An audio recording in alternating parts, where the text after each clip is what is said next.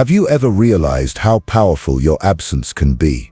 You spend your life thinking presence is everything, showing up, staying available, always being there. But there's another kind of power, one that lives in retreat, in stillness, in stepping back. People don't chase what's always within reach. They chase what starts to slip away. This isn't about manipulation, it's about self-respect, about no longer pouring your energy into places that drain you. When you pull back, not in anger, not in drama, but in clarity, people start to feel the silence more than they ever felt your words. Because energy doesn't lie, and neither does absence. You've spent so long trying to prove your worth through presence, but your power begins where your overgiving ends. When you stop explaining, stop fixing, stop rushing in to soothe everything, something shifts, not just in them, but in you. And suddenly, the person who once needed to be everything becomes the one who chooses peace over performance. Stepping back doesn't mean you're giving up. It means you're giving space for truth to rise, for patterns to break, for power to return. Silence isn't weakness, it's the reset. It's where the game ends and the healing begins. Let's get real. Most of what we call connection isn't connection at all. It's routine, it's repetition, it's emotional reflex, masquerading as intimacy. You're not connecting with people, you're reacting to them. Predictably, reliably, and they've grown used to it. They don't even notice anymore, because your responses are built into the rhythm. You answer before they ask. You flinch before they raise their voice. You crack a joke to avoid conflict. You apologize first just to keep the peace. But here's the uncomfortable truth. They're not bonding with you, they're bonding with your pattern. Your emotional accessibility has become a system, and systems get used. Not always with cruelty, but with expectation. When people know exactly which version of you will show up under stress, they stop treating you like a person. You become a role, a script, a setting on their emotional thermostat. And every time you meet them there on cue, as expected, you lose a piece of yourself. It's not love they rely on, it's your reaction. They don't need your heart, they need your energy, your fix-it mode, your silence when things get uncomfortable, your emotional contortions so they don't have to face their own mess.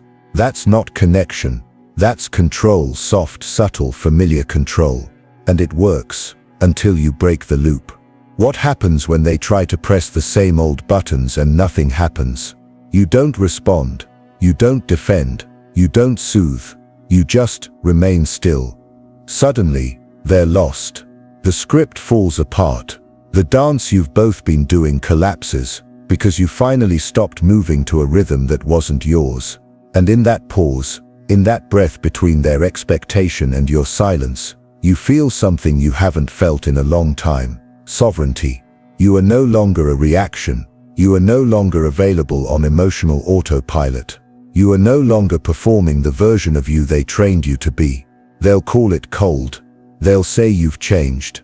They might even punish your stillness. But what they're really feeling is the withdrawal of their favorite drug, your emotional availability. Because the one thing they never expected was you becoming unavailable to anything that costs your peace. You give. You show up. You stay. And for a moment, they feel better. The tension eases. The chaos subsides. But what about you? You leave that conversation a little more tired, a little more unsure, like you've bartered away your clarity just to stay close. You think it's love, but your nervous system tells a different story. It's anxiety, it's obligation dressed as devotion. Here's what no one tells you. Your body is frequency. Every boundary you hold, every truth you ignore, every time you silence your no to deliver a yes, you tune your spirit to someone else's chaos. And that tuning, it costs. Bit by bit you drop into lower states. Guilt, numbness, exhaustion. And when your baseline becomes depletion, you start attracting people who are calibrated to your collapse. They don't mean to drain you, but they will, because they've gotten used to this version of you. The one who doesn't need to be asked twice. The one who's always available, even when she's breaking. And here's the quiet danger. You start mistaking your own depletion for virtue. As if being drained is proof you're doing love right. As if sacrificing your joy is some badge of emotional honor. It's not. Every time you say yes to what fractures you, you abandon yourself spiritually, emotionally, even physically. And over time, this self-abandonment becomes a kind of emotional amnesia. You forget what you needed. You forget how to say no. You forget who you were before your value got tied to how much you could endure. Most people won't ask what it costs you to be there for them. They'll just keep coming, because you keep answering. Not because you owe them, but because somewhere along the way, you decided that love meant staying even when it's not safe to stay. But love without alignment isn't love. It's labor. And the more you labor, the less you live. So stop asking, will they still love me if I say no? Start asking, will I still love myself if I keep saying yes? Because you weren't put here to be emotionally available on demand. You were put here to rise in your own rhythm. And real love doesn't ask you to shrink to stay. At first, it feels like trust, like closeness, like being chosen. They turn to you. They lean on you. They ask for your help, your insight, your calm in their storm, and you give it, gladly. You become the one they always call, the one who always knows what to do, the one who holds the room together when it all falls apart. But here's the hidden cost of being indispensable. They start seeing your support more than they see you. Your value becomes your function, not your essence. And the more they rely on what you do, the less they remember who you are. You stop being a person, you become a role. And the longer you wear that role, the harder it is to take it off. Because somewhere along the way, you started believing that your worth was conditional, that in order to be kept, you had to be needed. So you showed up, even when you were tired, even when you were hurting, even when no one asked how you were doing. And maybe they never did, because they didn't have to. You trained them so well to expect your strength. They never thought to look for your softness. They loved your consistency. They trusted your performance. But did they ever make room for your humanity? Or did your silence, your self-erasure become part of the arrangement? You became irreplaceable, but you also became invisible. And this is what Jung called the collapse of identity. When your mask becomes your prison, you don't remember where the persona ends and your soul begins. Because if you stop fixing, who are you? If you stop pleasing, what happens? If you rest, do you still deserve love? These are the terrifying questions. The ones you bury under busyness. The ones that make stillness feel dangerous. But here's the truth. You don't owe anyone a performance. You don't have to earn your place by disappearing inside your usefulness. If they only love what you give, then let them find what they need elsewhere. Because your presence is not a transaction. It's a truth, and you deserve to be loved for it. Not for how well you play the part, but for who you are when the role is done. What happens when the calls stop, the moment you stop showing up to fix? What if the moment you rest, the world gets quiet? That's the fear, isn't it? That your worth has been tied so tightly to your utility. You're terrified to stop, because stopping feels like disappearing. So you keep giving. You stay in motion. You answer every call, every crisis, every emotional emergency. Not because you have energy to spare, but because you're afraid of what it would mean to say no. But here's the paradox.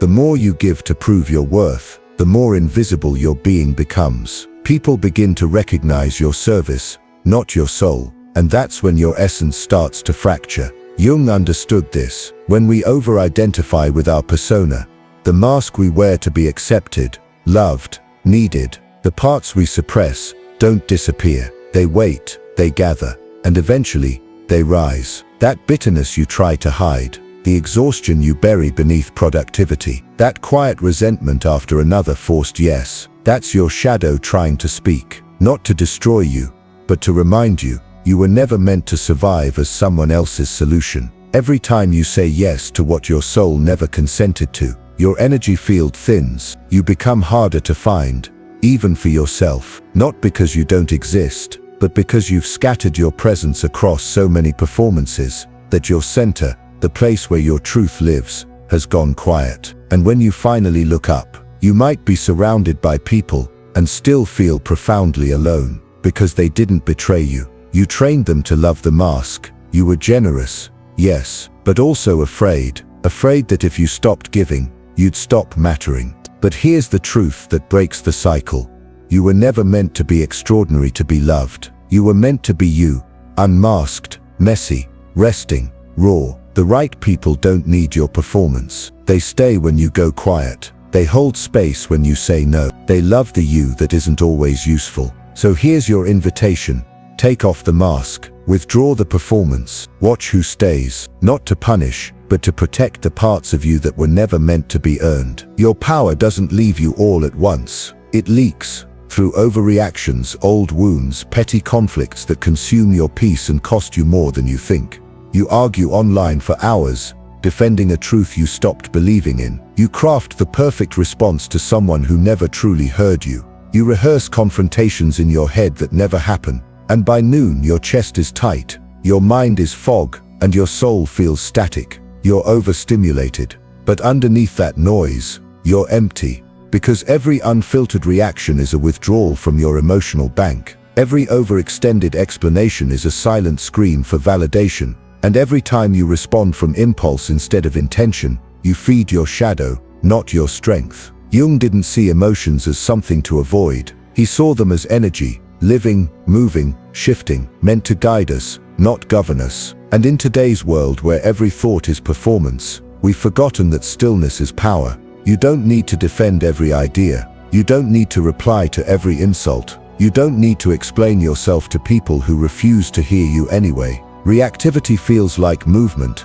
but often it's just a form of emotional motion sickness. You spin and never arrive anywhere whole. So pause, not out of fear, out of choice. Your attention is currency. Your reactions are investments. And your emotions, they're not just feelings, they're frequency. Every time you react without reflection, you spend energy with no return. But when you pause, when you breathe before replying, when you choose your battles instead of being dragged into them, you begin to reclaim the power you never realized you were leaking. This isn't coldness, it's emotional conservation. It's knowing that your nervous system is sacred, and not everyone deserves access to it. It's silence in the face of bait. It's walking away from the drama you once begged to solve. It's no longer defending a mask just to feel seen, because the you they were arguing with, that wasn't even you. It was the version of you who still believed love had to be earned through effort. But now, you're remembering. You're not here to be drained. You're here to stand whole. Not every reaction is an act of honesty. Not every response is a reflection of truth. Sometimes your emotions are just signals meant to be witnessed, not weaponized. You've been taught to externalize everything, to make your emotions public, to perform your feelings in real time, so people can see your heart and know you're real. But here's the thing, real doesn't have to be visible to be valid. Some of the most sacred emotions were never meant to be shared, because energy is currency, and attention, that's the economy. The more you engage, the more you spend. And when you don't know how to hold your energy, everyone else will learn to take it. You react quickly. You defend instinctively. You explain with paragraphs when a boundary would have said more. And you think it's strength. But really, it's leakage. Every triggered reply, every emotional spiral, every internal fire you feed with someone else's chaos, is a withdrawal from your own nervous system. We live in an age of emotional overexposure, where people monetize their trauma, where outrage is rewarded, and your nervous system is a commodity. You become content, and your reactions feed the machine.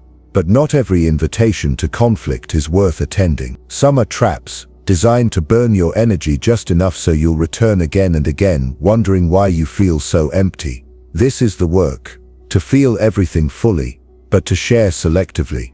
To honor your emotional landscape without turning it into a public performance. To pause not because you're passive, but because you're powerful enough to discern where your energy belongs. Because not every moment deserves your reaction. Not every jab is worth your truth. Not every ache needs to be turned into a conversation. Sometimes, power is in silence. Sometimes, clarity is in what you don't respond to. And sometimes, sovereignty means choosing to let the fire burn out on its own, because your peace is no longer flammable. So audit your reactions, count the emotional cost, and ask yourself, did this interaction invest in me, or just invoice my energy? Because that's the real difference. An aligned exchange energizes. A misaligned one extracts. And your nervous system can always tell the difference if you're willing to listen before you react. There's a moment, right after the sting, when a word cuts, a tone shifts, a silence lands like an accusation, your heart races, your breath shortens, your jaw locks, and inside you something says, react. Now, louder, sharper, defend, explain, fire back, claim your worth with force. But what if that voice isn't the present you, but the wounded one? The younger version still trying to feel safe. The part of you that once equated reaction with survival. Because here's the truth. Overreaction is rarely about this moment. It's about the ones you couldn't speak in, the times you weren't heard, the places where silence was dangerous, and anger was your only defense. And so your body remembers. It reacts, not to them, but to the ghost of every time you didn't feel safe. This is the hidden cost.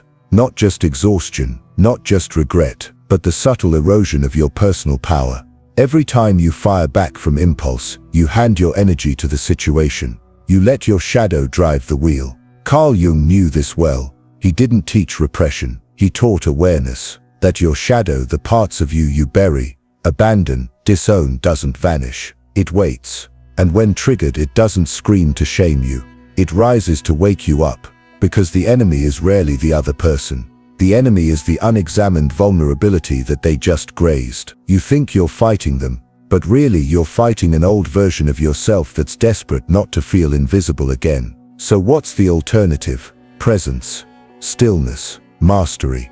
To feel the surge but not spill it. To let the words form in your chest, but not pour out in fire. To stay with the discomfort long enough to realize it's not your enemy, it's your edge. And if you can breathe through it, you expand. Because power isn't in the punch, it's in the pause. You don't win by reacting, you win by choosing. Choosing when, how, and if you respond at all. That's sovereignty. It's knowing the difference between survival mode and soul alignment. It's holding your ground without swinging your sword. It's standing still while the world tries to provoke a version of you that no longer exists. And yes, it's hard. It's hard to stay soft when everything in you screams to armor up. It's hard to be still when stillness once meant danger. But the person you're becoming, they don't need to fight to be felt. They don't need to over-explain to be understood. They don't need to win the argument to prove they matter. Because their worth was never in the volume, it was in the vibration.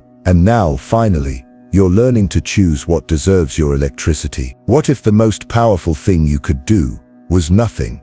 No defense, no performance, just stillness. Stillness that says, I know who I am, and this moment doesn't get to redefine me. That's not avoidance. That's evolution. True power isn't loud. It doesn't need to over-explain or overcompensate. It's steady, unshaken. It no longer scrambles to fix, prove, or please, especially when old wounds are touched. Because here's the real test. If you want to know how free you really are, don't look at how you feel when life is smooth. Look at who you become when you're provoked. Do you collapse into performance? Do you explain yourself into exhaustion? Do you lash out in defense of an identity you're not even sure you chose? Or do you breathe? Do you pause, feel the heat rise in your body, and choose not to let it own you? That moment of awareness right after the trigger, that's where the teacher lives. Because a trigger isn't a threat, it's a map.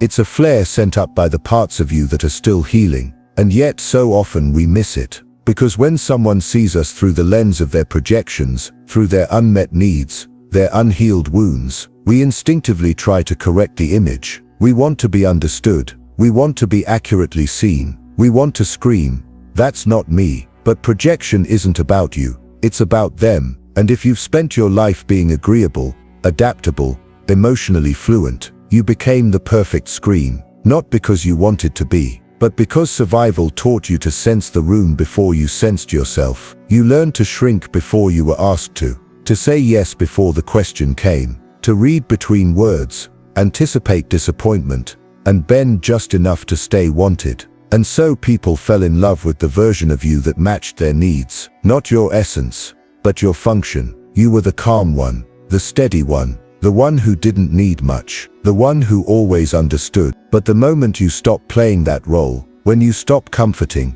start saying no, start choosing yourself, suddenly the energy shifts. You're no longer easy, you're no longer convenient, and in systems where your compliance was mistaken for character, your truth is seen as betrayal, not because it's wrong, but because it threatens control. This is where Jung's wisdom hits hardest. He taught us that projection is an unconscious act. People cast the parts of themselves they can't hold, their guilt, shame, inadequacy, onto others. And if you don't see it for what it is, you will mistake being idealized for being loved. But they're not the same. Love is rooted in recognition. Projection is rooted in need. Love liberates. Projection confines. And here's the manipulation. You're praised for your silence, rewarded for your sacrifice, validated for staying small. But the moment you reclaim your agency, they pull away. They go cold. They label you selfish, changed, difficult. Not because you've done anything wrong, but because you stopped playing the character they wrote for you. And yes, it hurts, because even false belonging feels safer than none at all. But one day, after enough emotional depletion, you realize that maintaining the performance is more exhausting than risking being misunderstood. And so the mask slips. You step out of the projection and into the unknown of your own truth. They may leave, but something else leaves with them. The manipulative dynamic. Because manipulation requires predictability. It needs your silence. It depends on your compliance. And when you stop giving it, you become unpredictable, not chaotic, just sovereign. You become unreadable through their old lens, unaffected by their guilt, unmoved by pressure. This new version of you doesn't trade peace for approval, doesn't trade truth for closeness, doesn't ask, do they still love me? But instead, do I still recognize myself? That's the gift of the trigger, not a reason to explode, but a doorway to choose. So the next time you're provoked, don't rush to silence it. Don't rush to react. Pause, breathe, witness the part of you that was once desperate to be accepted, and offer it something it never had before: understanding, stillness, and the freedom to no longer perform. There's a shift that happens the moment you stop reacting and start reclaiming. It's subtle at first. A pause instead of a paragraph. A breath instead of a breakdown. A boundary instead of an apology.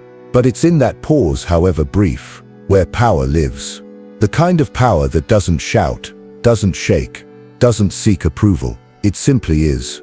Because sovereignty isn't about being untouched by life. It's about meeting life without abandoning yourself. And yet, for so long, you've been trained to respond to everything. Every look, every shift in tone, every silence that felt like rejection. You've been told your worth is in your emotional agility, your ability to soothe, explain, absorb, adjust, to react fast enough to prove you're still valuable.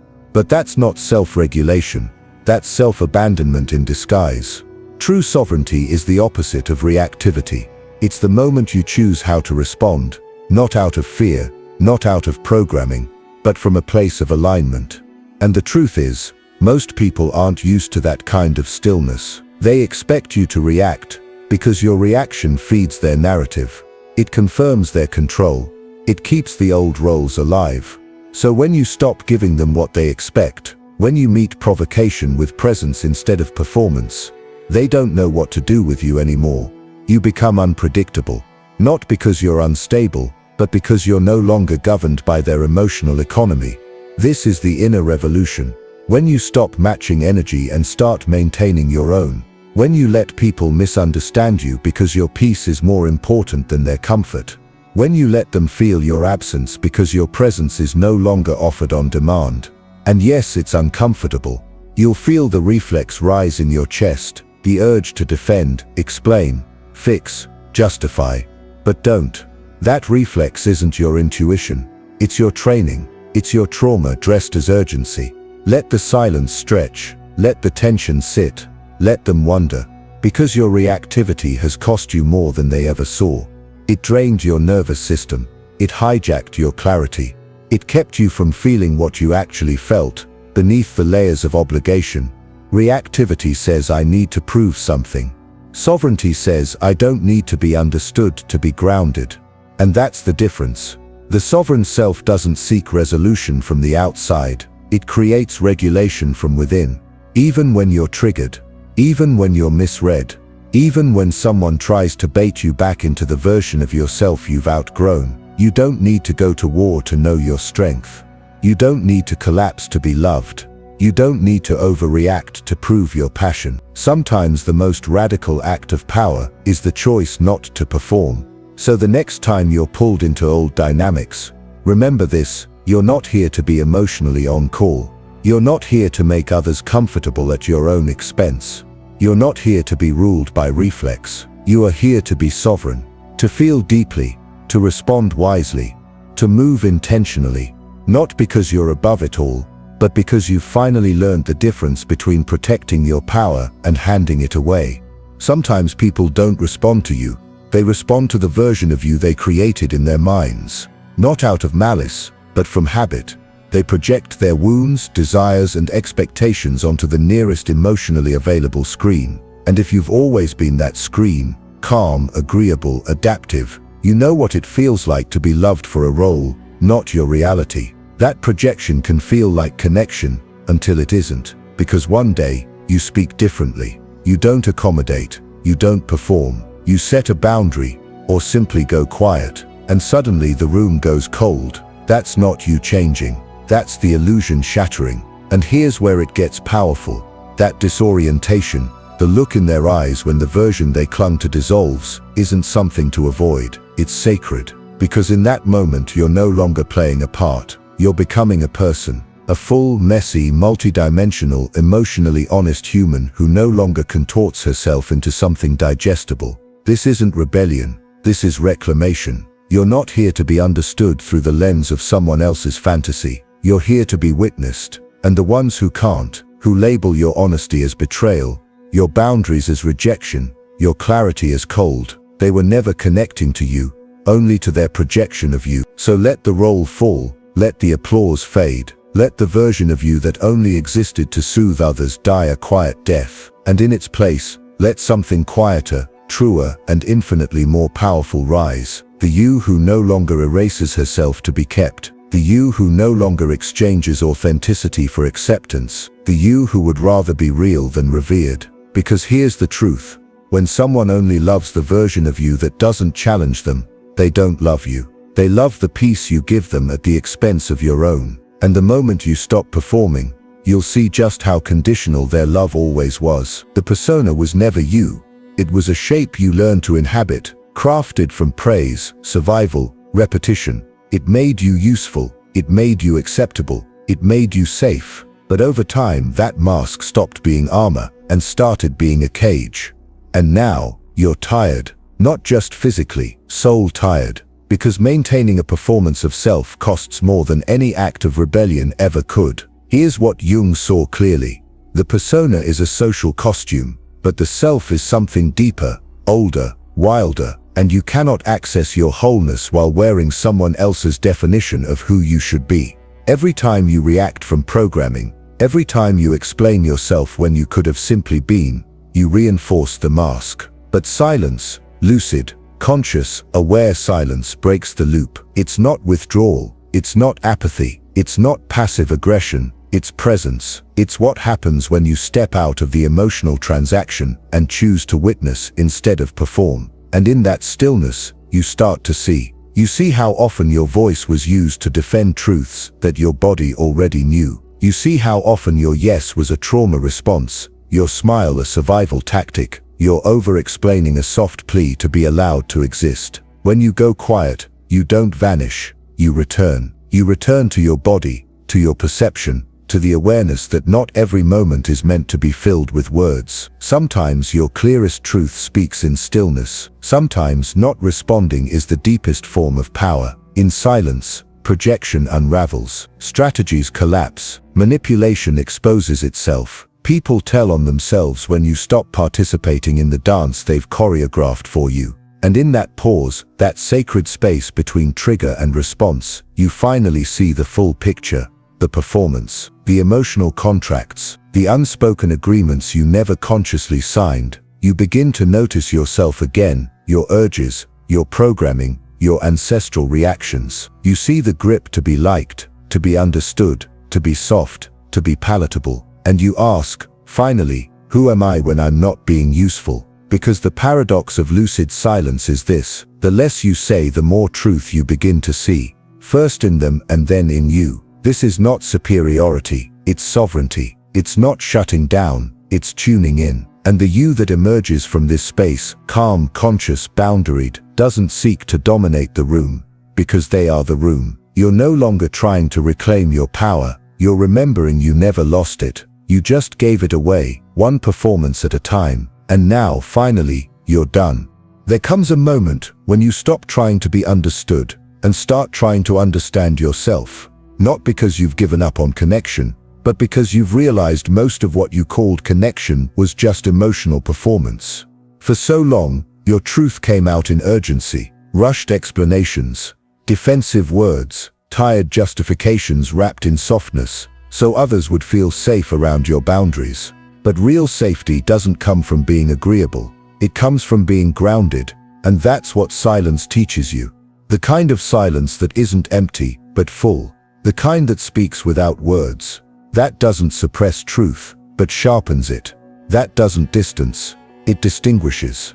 You begin to see that you don't need to win the conversation, you don't need to fix the narrative or explain your intention to someone committed to misunderstanding it. You simply have to stop feeding what was never built to hold your truth. Lucid silence is not passive, it's precision. It is the refusal to leak energy into spaces that never earned access. It is the act of withdrawing from the noise, not out of defeat, but out of deep self-respect. And in that space, something sacred happens. Your words start to carry weight, not because you say more, but because you need to say less. You realize that your voice isn't something you owe to everyone, it's a sacred investment. And where you place it matters, because not everyone is ready to receive you. Not everyone can hold the truth you've worked so hard to find. And that's okay. You're not here to be universally understood, you're here to be deeply authentic, even if that means being silent in rooms where your voice was only ever used for someone else's comfort. This is where individuation begins, not when you speak louder, but when you start trusting your inner clarity more than external reaction. When your silence isn't avoidance, but conscious, chosen space. Carl Jung called individuation the process of becoming whole, not pleasing, not perfect, whole. And silence, when it's rooted in truth, is the sound your wholeness makes when it no longer needs validation to exist. At some point, the noise of who you've been for others becomes unbearable. You've said yes so many times you forgot what no sounds like in your own voice. You've smiled to maintain harmony while your inner world collapsed quietly behind your eyes. You've shown up, helpful, pleasant, agreeable, because that's who you were expected to be. But deep down, you're exhausted. Not just tired from life, tired from not living your life. And then something shifts. You stop filling your calendar just to feel needed. You stop texting first to avoid silence. You let the phone ring. You cancel plans. You choose stillness. And at first it feels wrong, because we've been trained to believe that being alone means being broken. That solitude equals failure. That if no one is calling, something must be missing. But what if that's the lie? What if solitude isn't exile, but return? What if the isolation you fear is actually the sacred ground where your real self starts to grow? In that quiet, uncomfortable space, where there's no role to play and no one to please, you meet the version of you that's never been edited for applause. You learn that your worth has never been in how much you give. It's not in how many people need you. It's in how fully you know and honor yourself, even when no one's watching. Because healing doesn't happen in the performance. It happens in the pause, in the withdrawal. In the moment you stop trying to be everything for everyone and start remembering who you were before the world told you who to become. And yes, it's lonely. At first, because your nervous system is still wired for reaction, for noise, for busyness. But slowly, gently, as you resist the urge to run back to the old roles, you begin to breathe again. And in that breath, identity rebuilds itself. Not through titles or tasks, but through truth. This is sacred isolation. Not because it separates you from others, but because it reunites you with yourself. The self that can rest without guilt. The self that can be whole without being needed. The self that trusts that emptiness isn't the end, but the beginning of something real. So let yourself go quiet. Let yourself be unseen. Let yourself rebuild without witness, without performance, without apology. Because who you become in that silence is who you were always meant to be. Rebirth doesn't always look like growth. Sometimes it looks like less. Fewer texts, fewer explanations, fewer roles you never chose but kept playing out of fear. This is how the self returns, not through addition, but through subtraction. You stop giving your energy to what drains. You stop pouring attention into people who confuse your clarity. You let dead dynamics die. And it's hard, at first, because you've built a life around accommodation, around softening your voice to be received, around tolerating the sting of being overlooked, misunderstood, dismissed, because at least it was something. But then comes the moment, the quiet, and you hear it, your own voice. Again, the one that says, I'm not here to carry what doesn't belong to me. I'm not here to stay where my peace costs too much. I'm not here to be loved for how well I shrink. Carl Jung called this individuation, the becoming of the true self separate from masks, roles, and inherited beliefs. And that process often begins in subtraction. When you finally stop settling, not just in relationships or careers, but in how you treat yourself, in how you excuse disrespect, in how you let fear of being too much keep you small. You start seeing how much of your life was built around avoiding abandonment. And once you stop feeding that fear, something radical happens. You stop explaining. You stop proving. You stop overgiving just to earn your place. Instead, you start standing, firm, quiet, whole, not for attention, but because the old performance can no longer hold your truth. This is not a rebirth that requires applause. It doesn't need to be seen. It only needs to be felt, deep in your nervous system, where the old patterns used to live.